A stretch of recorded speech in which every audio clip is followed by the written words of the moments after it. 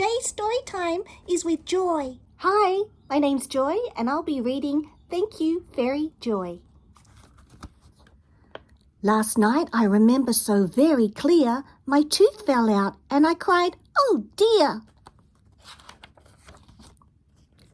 I put my tooth beside my bed inside my tooth fairy box and just stared and stared and stared.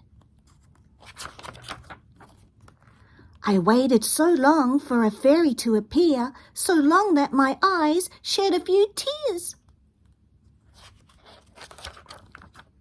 Suddenly, I heard a coin drop. Cling! It must have dropped inside my tooth fairy box. I quickly got up from my bed to see a beautiful fairy smiling so happily. "Hello," I said to her. "What's your name?" "I'm Fairy Joy," she replied. "Please tell me your name." "My name is Anna, and you know I live in Sydney. Please tell me how you found me."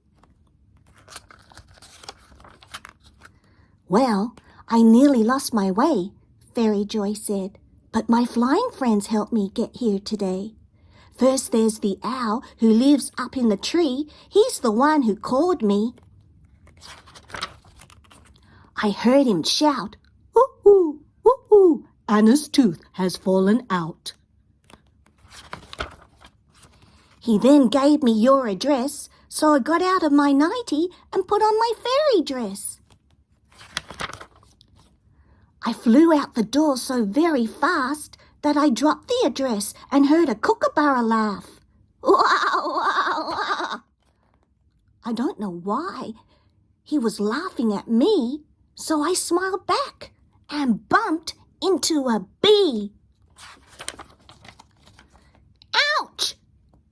I cried. "You stung me." "You should look where you're going," said the bee, who buzzed off so proudly. Then I stopped to get the bee sting out, and a dragonfly flew past and opened his mouth. "Please don't bite me too," I cried. "No, I'm going to try to get the bee sting out for you," he replied. 1, 2, 3. He opened his mouth so very wide and plucked the bee sting from out of my side. "Thank you very much for your help," I said. "Not a problem," said the dragonfly. "Please tell me where you're going." "Well, an owl called me because Anna's tooth fell out and I'm going to her house," I replied. I tried to show the dragonfly Anna's address, but it wasn't in the pocket of my fairy dress. Now I know why the kookaburra laughed. It's because the address fell out.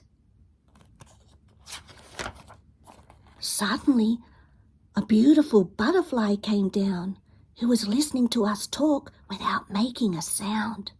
"Excuse me, I know that owl that called. He lives in the same tree as me. Come on, I'll show you. We must fly north."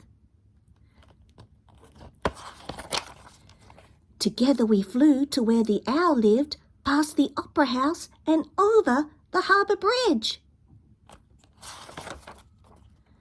The owl was half asleep when we arrived, so he pointed to Anna's window to where she sleeps at night. So I wouldn't have known how to get here today if it hadn't been for my flying friends who showed me the way.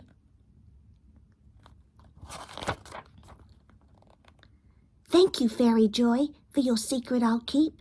Now I must go to bed and have some sleep. Thank you, Joy. That was a great story, hey?